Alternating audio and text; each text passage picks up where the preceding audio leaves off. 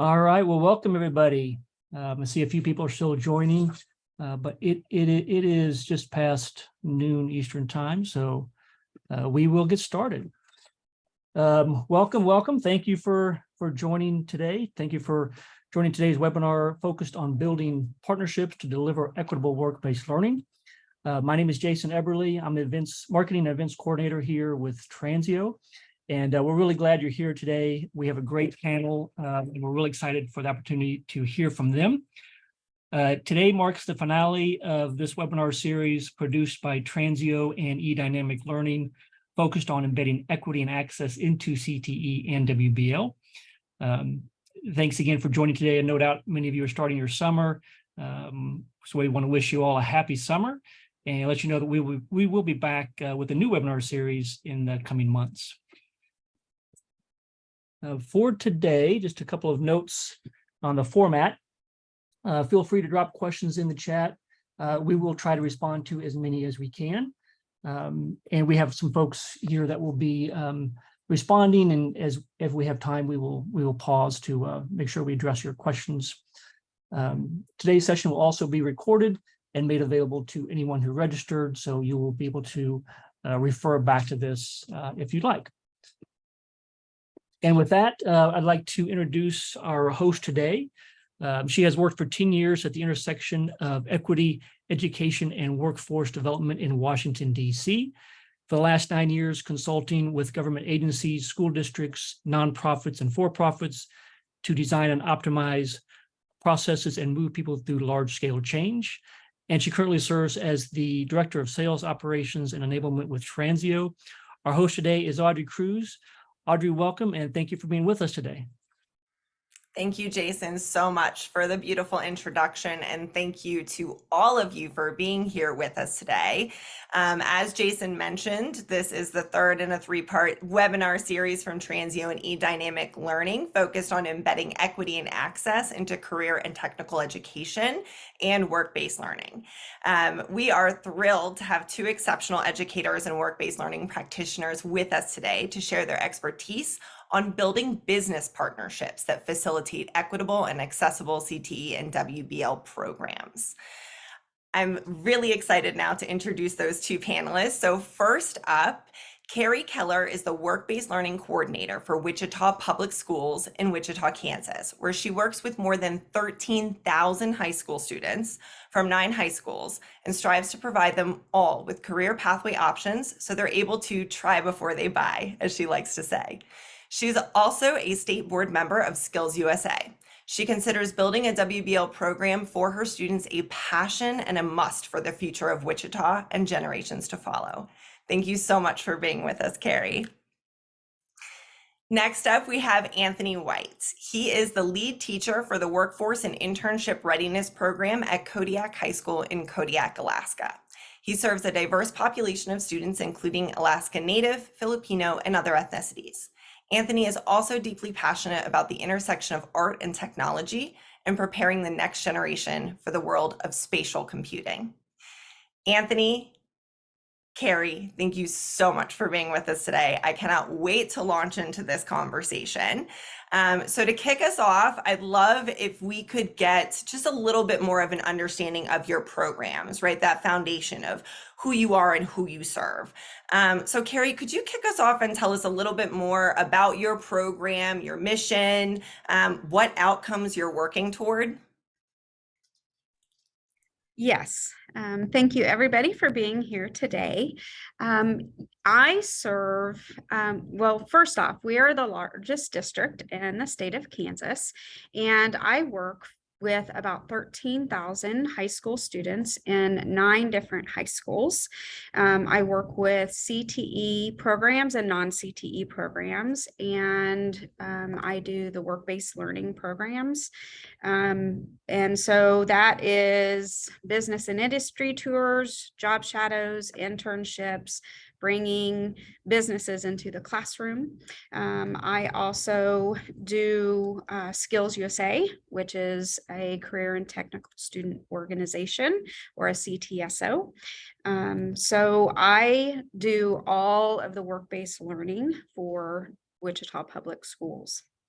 I partner with CTE students and business and industry partners on all of the different opportunities that we can provide for them during the school year and also out of the school year. So over the summer as well. Students do job shadows in the summer. They also do internships during the summer.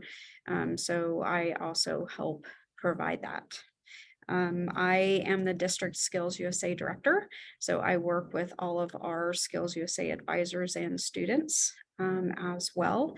And like Audrey said, I serve on the state Skills USA board of directors and work in that capacity. I also help with our state officer team and help do some leadership development with them as well. The mission of our program is that we want all of our students to have work-based learning opportunities before they get out in the world. And we want our students to have a plan. We want that plan, whether it is work, military, 4-year, 2-year, tech, whatever that looks like, we want students to have a plan in place. And we want that to be work-based learning, readiness, whatever that looks like. And we want them to have gone through some type of credential, type of shadowing, internship, something by the time they graduate high school. Thank you so much, Carrie, for that overview. You have extensive experience in this space. And one of the things that I really heard coming forward is that you want to ensure that all of the students that you're serving in Wichita Public Schools, and I'll go even beyond that, have that experiential opportunity while they're in their K through 12 education and a plan, right? So an opportunity to experience some of what that work life looks like, while also then thinking through the steps that it takes to get there, regardless of what that kind of end goal is, working with them on that path. Wonderful. Thank you so much, Carrie, for that overview. We'll dig into these things a bit more. And one piece that you mentioned that I think we'll talk about a little bit more as well is the summer opportunities that you offer, right? So that's part of the access of like being able to provide these opportunities at different times for young people and for our learners. Awesome. Anthony, same question to you. Could you provide us with a brief overview of your program, your mission, who you serve, and what outcomes you're working toward? Yeah, so I am the lead teacher for the Workforce and Internship Readiness Program at Kodiak High School. We serve a total population of about 500 students at Kodiak High School. That's grades 9 through 12. We also serve students who are located in the rural villages and sites throughout Kodiak, Alaska. And there are 6 rural sites that are connected only by plane or boat, with one site that you can actually drive to the village. I primarily teach a variety of computer science related courses, including game design, game development, web development, and 3D modeling and animation. We are excited to serve a very diverse population of students, including Alaska Native students, Filipino students, and in fact, the Filipino population is one of the largest populations in Kodiak, as well as other ethnicities on the islands. Our goal is to help prepare students for the workforce after graduating high school, and that could lead to going into college, as Carrie had mentioned, going into the military, which many students do, or just going directly into the workforce, or perhaps a career tech program, many of which are available in the state of Alaska. A lot of the students that I serve are students who are already working. These are students who are already in the workforce in Kodiak, working at a coffee shop or working at Subway or wherever in town. And in order to earn credit for those work hours, they need to complete the Workforce and Internship Readiness course that's provided through eDynamic Learning. And upon successful completion of the Workforce and Internship Readiness course, they'll receive 0.5 elective credits. And then for every 90 hours of work that they submit, they can earn an additional 0.5 elective credit. So that could help those students really move forward. I feel like it is equitable for those students and gives recognition to those students who are already working really hard on top of school. We want to acknowledge those students and those efforts. And our work-based learning program is in its infancy, still kind of in development. And I'm sure we'll mention later some of the struggles and difficulties that come from building a WBL program in a rural site. Anthony, it sounds like you have an immense amount of like physical accessibility challenges that you face in serving your students, that your students face in being able to have those experiences. And I'm excited to talk more about, you know, how you're meeting students where they are, right? Capturing that kind of idea of a lot of the young people you work with are already in the workforce. So how do you support those efforts? How do you help them to develop skills that will continue on into their career, and provide them with that kind of training and support through the process to have better, more meaningful experiences? It's wonderful. All right, so we're going to be talking specifically today about this lens of business partners and how we create strong business partners to be able to provide accessible and equitable opportunities. So I'm just going to kind of start off with a question around like how we start those business partnerships. So Carrie, could you tell me a little bit more about how you start those business partnerships and then how you continue to strengthen them once you've kind of had that introduction? How do you move them forward to really be able to provide those accessible and equitable CTE and work-based learning opportunities? Mhm. So our program started, I've only been in this position 2 years. So let me get that out there. So this program just started about 2 years ago. And so all of our business partners that I use, I have had to go out and get within our business world. And so I am sharing with you what I've had to do. And I am not from the Wichita area. So I drive an hour in. And so it is not just going to people that I know. So it is pretty much like making those cold calls. But for me, it was making that face-to-face communication. But the first thing that you need to do is know and decide your ask. So know what your ask is going to be for your work-based learning program. Know where you want to, your end goal. Know what kind of opportunities that you want to have offered for your students. Are you just looking for those internships?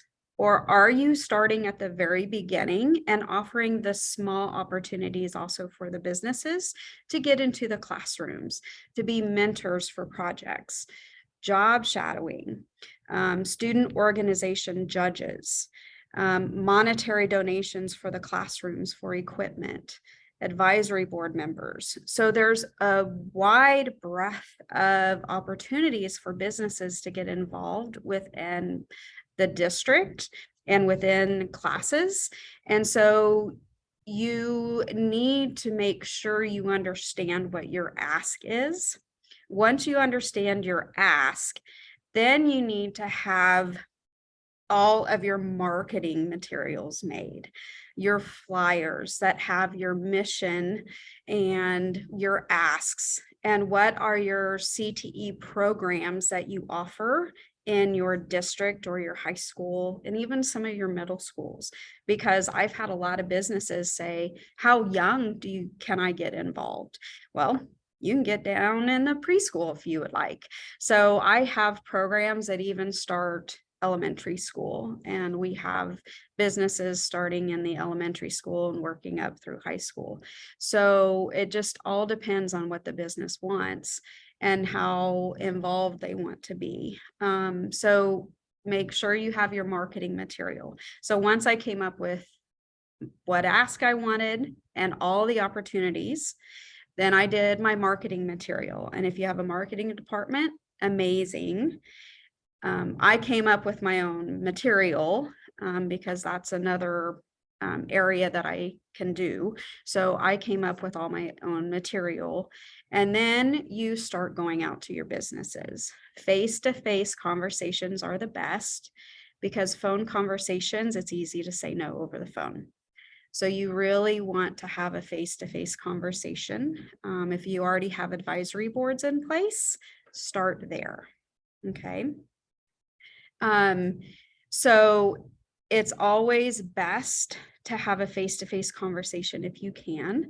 If you have students who have been involved in some way, shape, or form in work-based learning already, take them with you. Businesses will listen to students better than they will listen to an adult. So when I was in Winfield and as a teacher, I also did this before I came to Wichita, and students were my best advocate to get businesses involved in programs.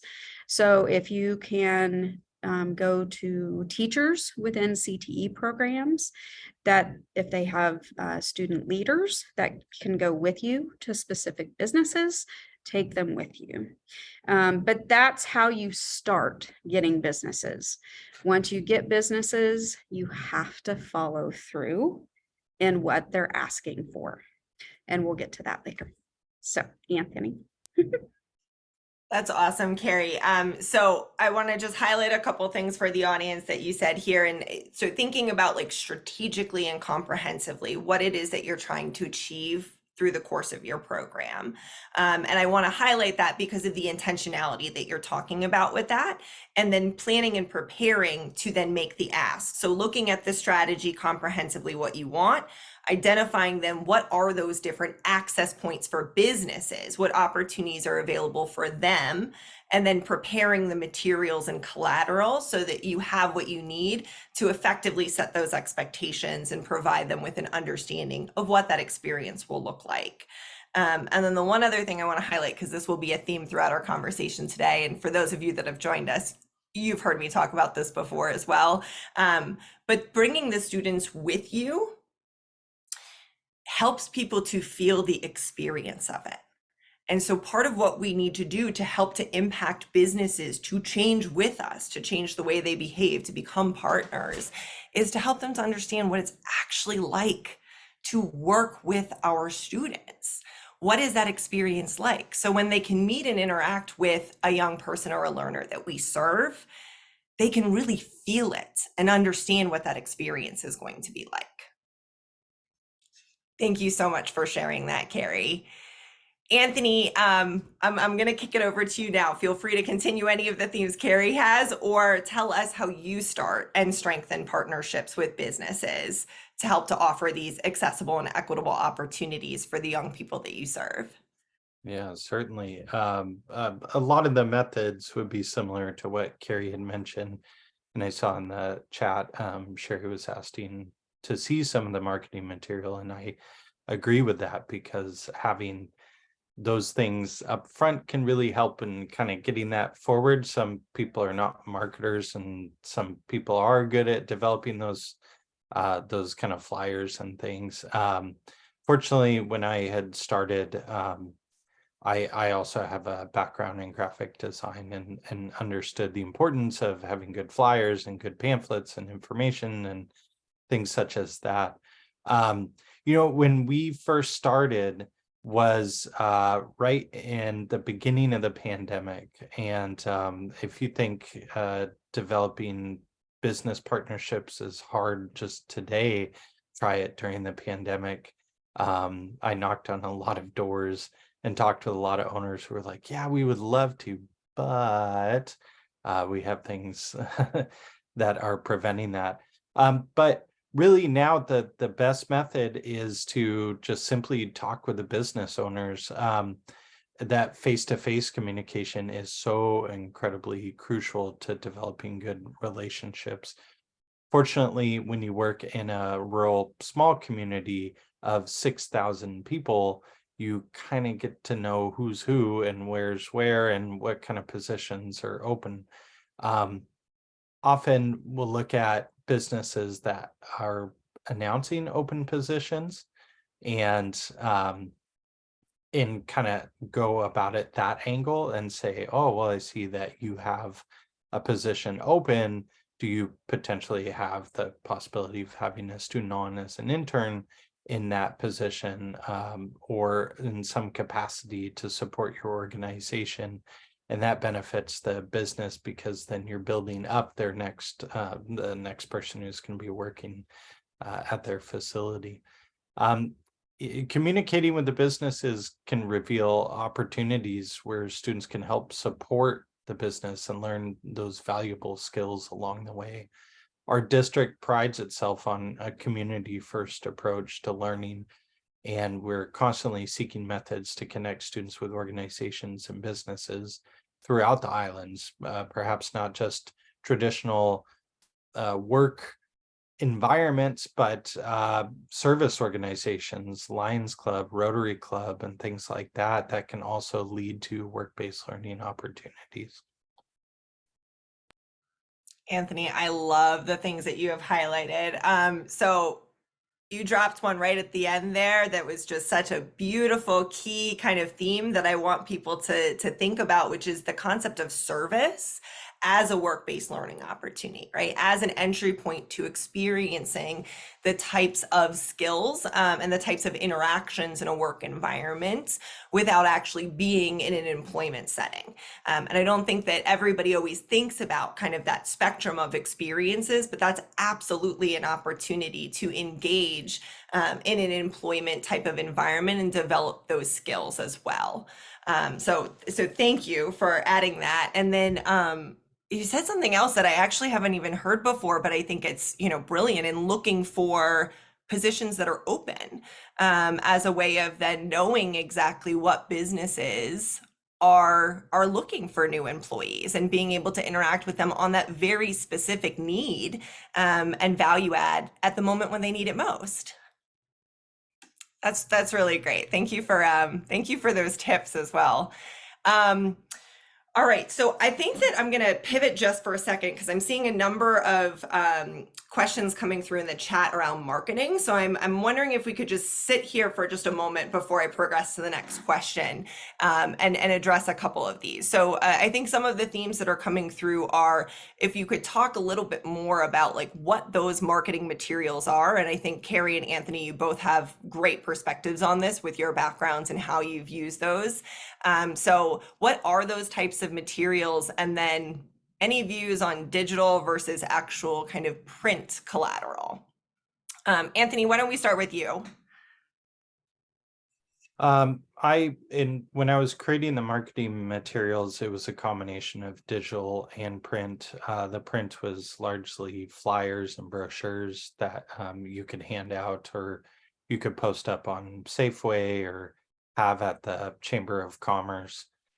But a large part of it was digital marketing, and that would include web-facing documents or PDFs or things of that nature. Videos definitely capture the most amount of eyeballs, more than reading these days.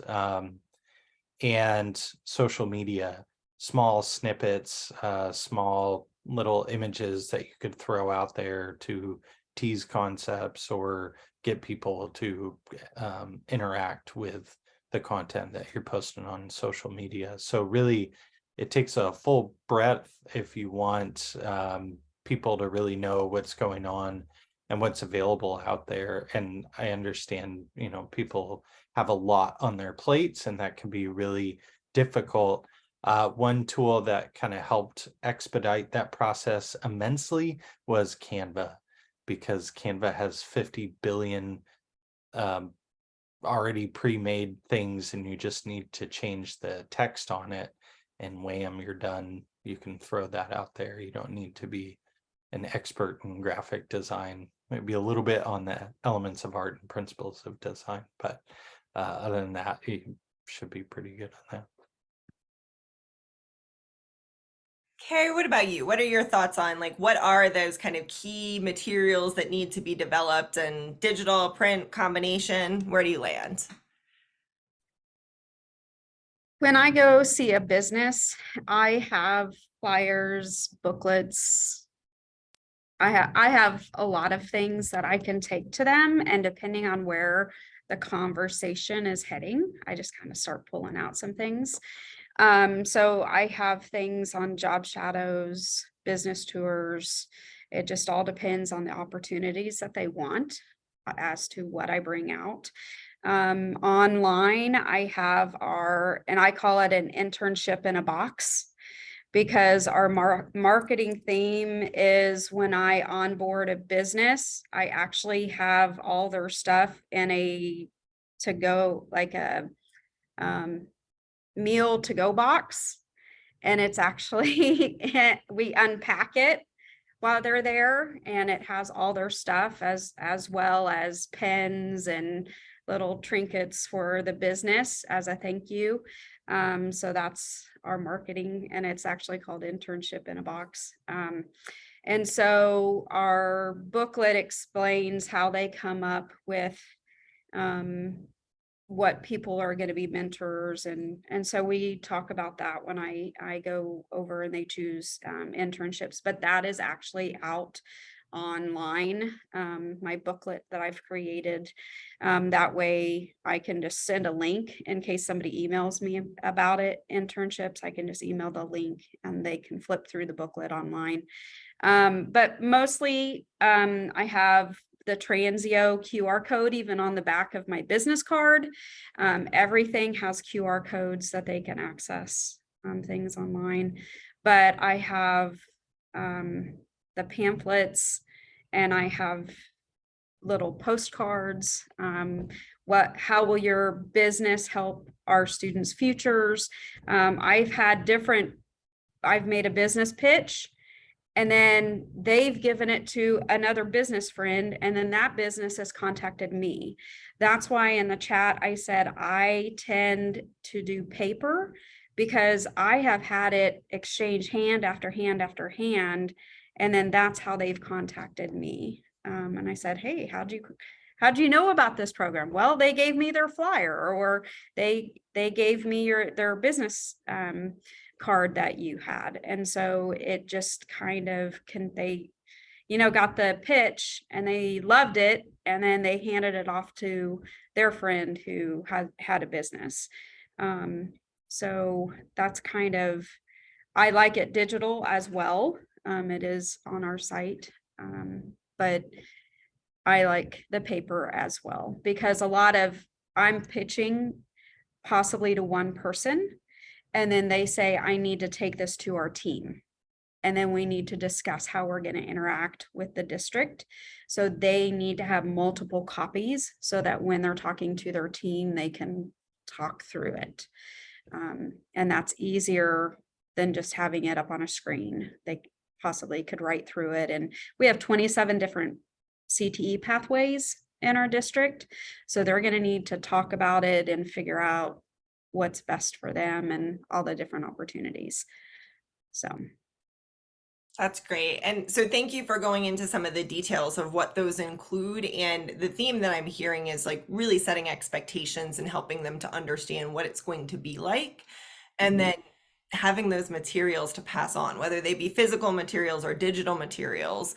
But that is part of this, right? Is that networking aspect, and that business owners are going to know other business owners and interact with them. And if we prepare them, they can help to spread the word as well. And students can do this for you, work-based learning. Students can create this material for you. If you're not one to do that, students can do this. An intern can do this. So at the end of our internship program, students have to do a capstone video of their experience, where they've done interviews, 3 different interviews during the internship time, and then we put it all together, and those are recruitment videos. And it's also, the businesses can use those videos. hello, that's that's recruitment videos. Students did that. So, I mean, students can be your marketing tools as well with your materials. So just kind of think outside the box on how you can do your marketing materials and use your students in your CTE programs as well. That's great, Carrie. Anthony, I saw you come off mute for a second. Did you have something you wanted to add to that? I 110% believe in empowering students to play a pivotal role in that, especially marketing. There's a lot of students out there who are very tech savvy, who spend a lot of time on technology and understand the ins and outs, and some who may genuinely want a career in that. And if you can't find a marketing agency that they could work with, yes, then have the student kind of help manage that. We had a similar circumstance in Kodiak with the CTE program, in that we were given the green light to create a social media account for our social media department. And I said, well, either I could add that as one more thing on the plate to manage, or could we have students kind of help manage that social media? So we're in the works of identifying the leaders, students, and the ones who are genuinely interested, and who would be responsible enough to give them the opportunity to share what's happening in the CTE department. And I think that's extremely powerful learning opportunity. Very powerful learning opportunity.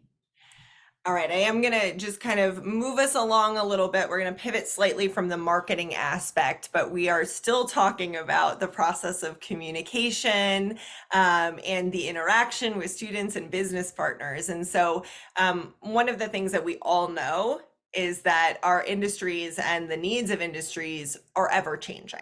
And so every year, every month even, student needs and industry needs change, and every single change can result in things becoming less accessible or equitable, particularly if there are kind of bureaucratic layers that are being added, which is what happens over time.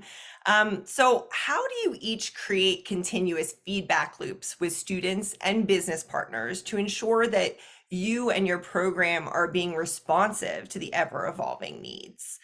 Anthony, I'm going to go to you first on this one. The active form of communication is just keeping an open avenue, both in person with the businesses and talking with them. How are things going? What do you need? What can we support you with? And also talking with students. How is your experience going? And with the work-based learning program that we kind of outlined, there were milestones, like Carrie had mentioned, where you're asking students to reflect on their experience, and in that reflection you can have an action step after that, a way to reach out, support whatever the student needs to be successful. And I think what's also important is finding ways as much as possible of having a reflection that parents can read as well. One that the parent can be involved with, because if the parent or guardian is involved in that process, it just becomes a more rich experience for the student and the family, and they become more invested in that opportunity. And then at the end of the internship or work-based learning experience, would have the student reflect on the overall experience and what they've had, and then provide that feedback directly to the business itself. And they could do with that what they need to improve, enhance, augment, to shape and create more internship opportunities for students. Again, communication is the key. That is probably one of the most key pivotal points of creating a work-based learning program in your district, is just ensuring that you are communicating on a frequent and common basis with all the stakeholders involved. That's great. So keeping that continuous communication flowing. Also, I love the reflection of kind of the parents as well, and really integrating them into that process. I think we often think about evaluation or reflection from the student and the business owner, which is critical, and we want to be doing that. But that involvement of the parent as well, and really helping to create that access, right? So if we're engaging the whole family and really integrating them into that process, the work-based learning becomes stickier, and it becomes more fulfilling and meaningful, as you said. Carrie, what are your thoughts on this? What do you think is necessary, or what do you put into place to help to ensure that there are this kind of continuous process of feedback and that you can be responsive to ever-changing needs? I'll talk about relationships with the businesses because we work with so many. In fact, this summer I need to get about 100 more businesses to work with. So we are always communicating with businesses because we know that personnel change is pretty big, and maybe they are wanting to work up the scale on work-based learning, and maybe they're beginning interactions with students might want them to go, oh, maybe I want them with job shadowing now, or maybe I'm ready to host an internship. So we do use Transeo, and we send out a form to our businesses that we work with, and we just send a survey and we say, is this the person that is still our contact person? Is this where you still want to be as far as the work-based learning opportunities? Or would you like more involvement, less involvement? Kind of, let's gauge where you are. We just take the temperature of kind of where everybody is and where they would like to be for the following year. And then we always survey everybody involved with our internship programs, job shadow programs, what worked that year, what needs to be changed. We're just always assessing, reassessing, seeing what worked, what didn't work on the student side, on the business side, teacher side, just kind of what needs to be updated. But as far as businesses, people change all the time. So we know maybe one of those surveys is not getting done. So if it's not coming back in, then we start calling. So we typically have 2 to 3 different phone numbers for that company. So I start calling different people that might not be in our Transeo system and saying, hey, is Johnny no longer there? And they're like, nope, he went on to the next job. So then we have to update our system and make sure who we have in our business contact list is good. So that's mainly how we do it with our businesses. And we're always at our advisory boards and making sure that they are doing and their support system is what they need, and making sure that their opportunities, they know of all of our opportunities within the district, and they aren't just not advisory board members, that they also have opportunities to do other things, judging CTSOs, coming into the classroom. That's our main thing. We want business individuals coming into the classroom, especially if they are advisory board members, because they are helping on curriculum and equipment needs. And if they are not in the classroom seeing what we have, how can they do that? So they actually need to be with students, getting eyes on the classroom and the labs to see actually what's in there to help make our decisions. So we want them working with the students. We want them in the spaces. So we really like our advisory board members to, do more than just sit in 2 meetings a year. So we want those members to, be in there, be project mentors, CTSO judges, job shadows, internship hosts, that kind of thing. So always assessing, communicate, and making sure we are holding up our end of the deal. So if they tell us they want to do something, we have to hold that up. So I like that it's like both, and I feel this theme coming through with both you and Anthony, of having just kind of open and constant communication while also having some kind of standardized regular practices for collecting that feedback, and then always following up if you're not getting it, so that you ensure that you're finding out more information from that business, and that you are, you know, looking for different people that you can communicate with to continue that relationship. So we've had a couple questions coming through, so I'm going to take another pause for an audience kind of based question around how to overcome some of the either insurance hurdles that we might be facing or union heavy industries. So like some of the barriers that we have to creating access for young people to be in those employment opportunities because of, you know, some of the risks involved in it and the real risks that businesses take on. Carrie, do you have any thoughts on this? And then I'll go to Anthony. We were talking about this a little bit in our kind of walkthrough of how we overcome some of these, you know, more systemic challenges in access. It's hard. It's very hard. It's hard to get into some of these industries, your construction industries, manufacturing industries. Some industries, insurance is just no. But you can think outside the box a little bit.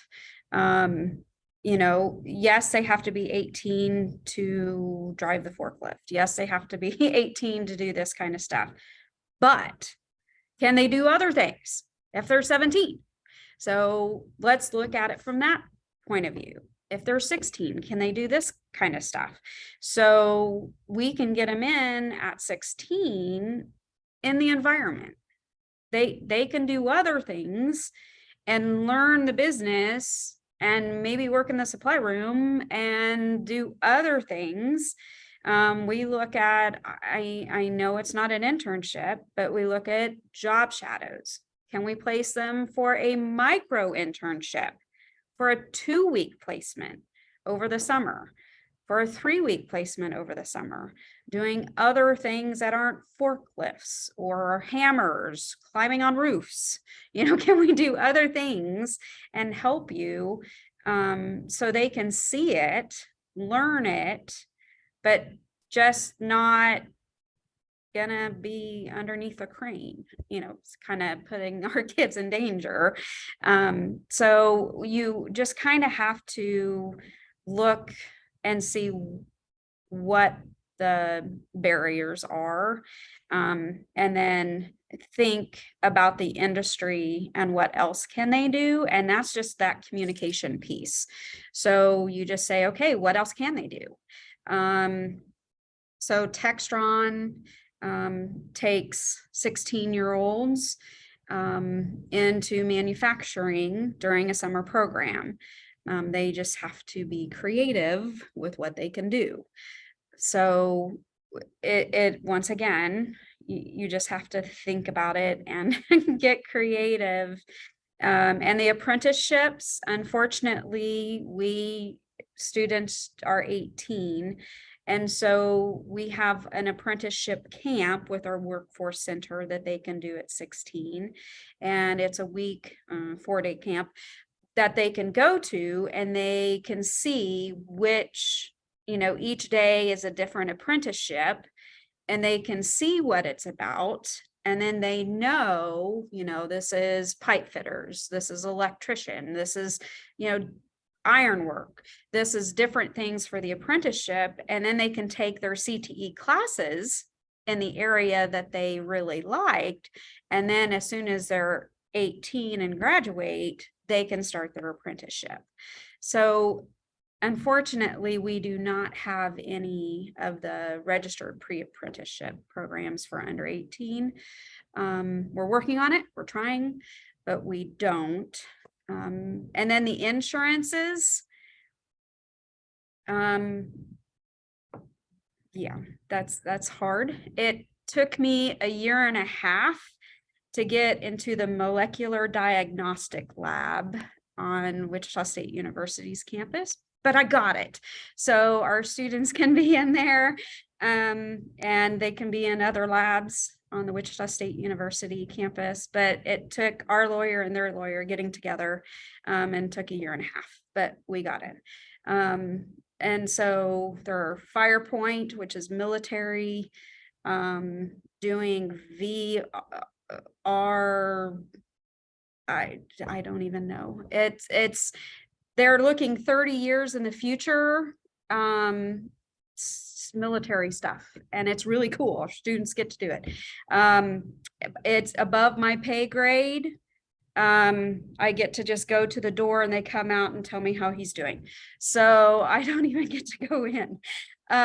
So I mean, but it's really cool stuff that our engineers get to do, our engineering students get to do. But once again, their lawyers took a year and a half to get it worked out. And so you have to be patient.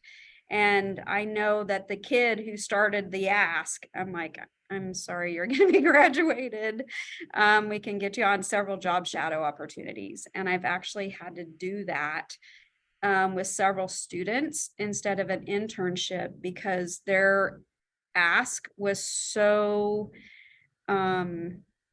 specific that I knew insurances and things wouldn't allow it. So I actually set them up 2-week job shadows at specific companies all through the semester. And so that's how we got around it. And then the businesses they were willing to do a 2-week job shadow with a student. So the awareness piece, and I think that like you've definitely figured out a workaround, if you will, because this is something that everybody who's running a work-based learning program is going to encounter in some capacity. So taking the route of awareness and exposure, and kind of allowing them to see, to then lead into the courses that they could take or the job shadowing experience. So a lighter touch on that kind of WBL continuum, but still the planting the seeds, right? To allow them that opportunity to start to see if it's something that they're interested in. Anthony, is this something that you have encountered in your work, in your program, any insurance kind of challenges or hurdles or union components that are complex? As far as insurance, again, also be above my pay grade. But my understanding was the district would cover the insurance for the student while they were on site. But I mean, it varies from district to district and how that works and what organizations and businesses will accept that. So definitely a big hurdle, probably one of the most important hurdles and one of the most common questions I got when I approached businesses was who's covering insurance in the event of an accident or something were to happen. So definitely ironing that out is really crucial, essential, and have that as like one of the first order items when you're approaching a business and say, hey, we got you covered for that. As far as union, I haven't directly worked with any of the unions, but I know our CTE director was working with the local IBEW, and they had someone from that IBEW come to Kodiak and do a course over a series of time that would introduce students to different concepts. And those students who successfully completed that course were then sent to Anchorage for the remainder of the semester to work with the people in the IBEW. So they had housing there, they had all these things set up where the students were outside of Kodiak in the big city of Anchorage, working in this industry, and then they would finish either as with certifications or whatever they need in order to work in that industry. So it definitely gave them a huge leg up in that industry. And how she had kind of coordinated that, I'm not sure, but perhaps just talking with local union reps and saying, hey, we have students, do you have a need or capacity to support those students, I think could yield some really good, interesting results. One thing I did want to mention, there are difficulties of getting students placed in businesses and organizations due to a variety of factors.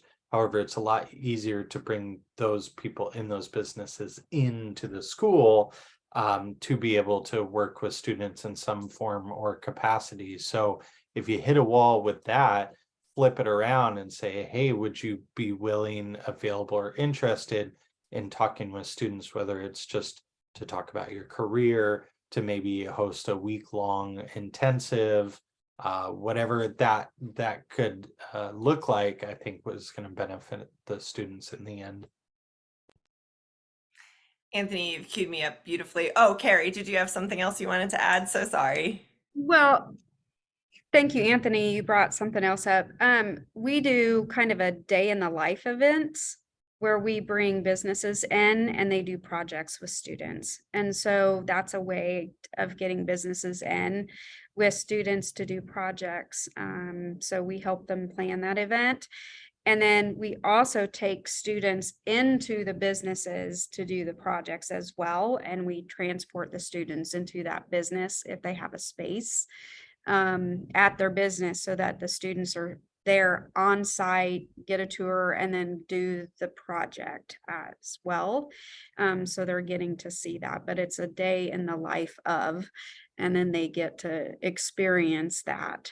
So it's a whole day event around whatever that, architect or, construction worker, whatever that is. And then they have a project around that. So that's another way of getting businesses involved. That is a great idea. Being able to have kind of that project-based work, the exposure to, but then also some hands-on things without it needing to be that full employment opportunity.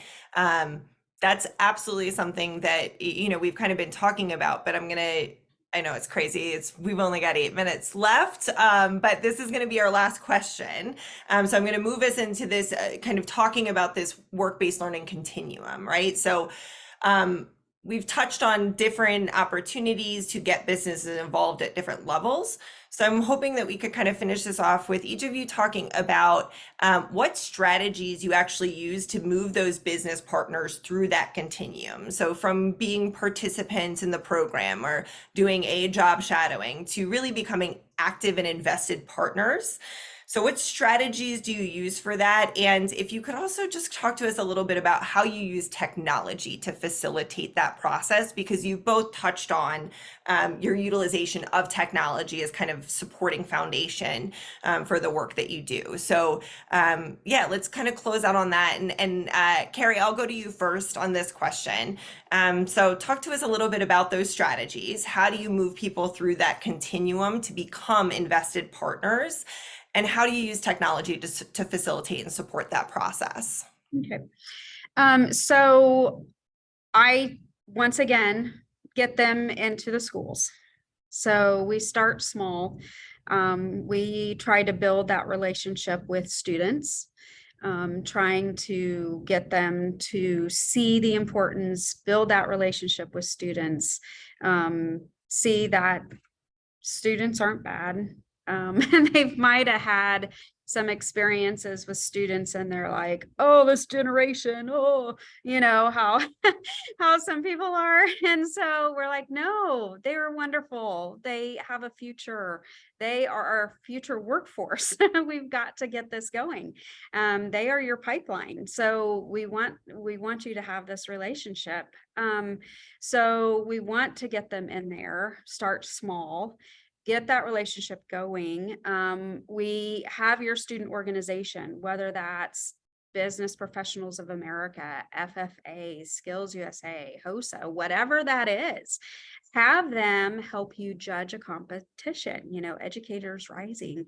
Take them to your regional competition, your state competition. Let them see these students shine.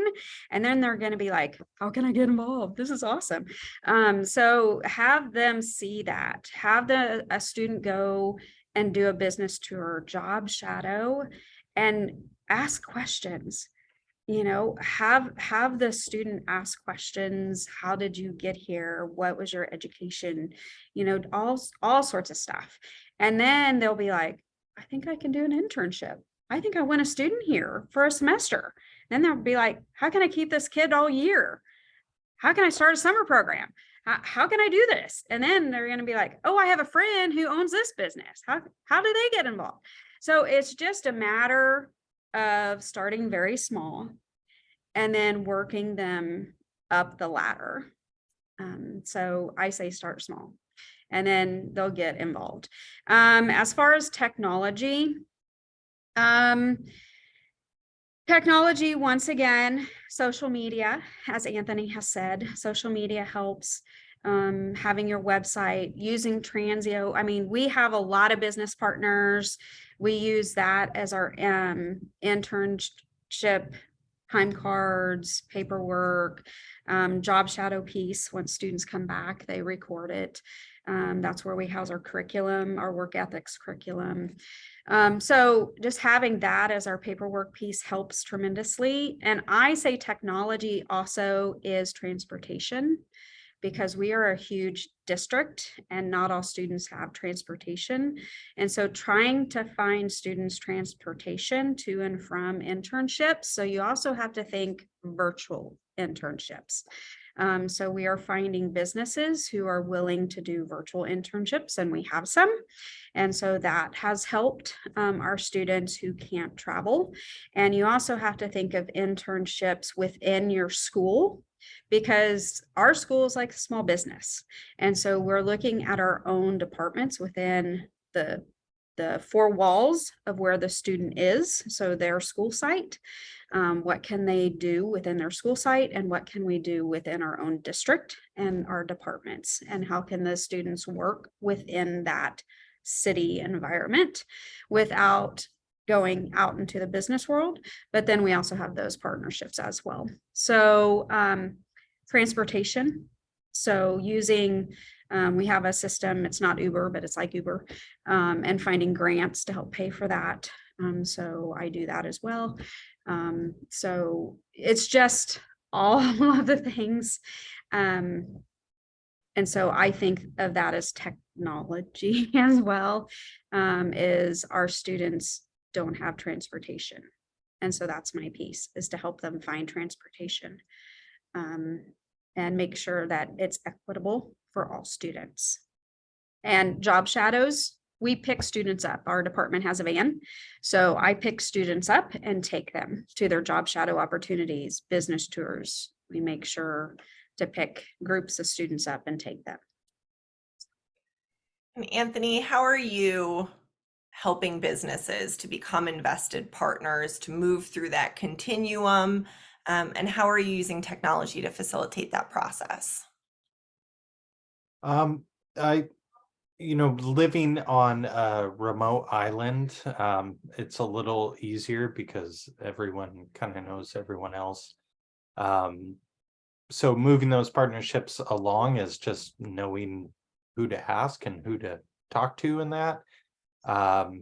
Again, you're about 2 levels of separation from anyone else on the island and what businesses they have. So that becomes a little bit easier for the rural small communities. But one thing I want to touch upon that I think is really important, that we still need a lot of work on, is remote virtual internships, as evidenced by what we're doing right now, which we're all remotely connecting and sharing our knowledge and expertise.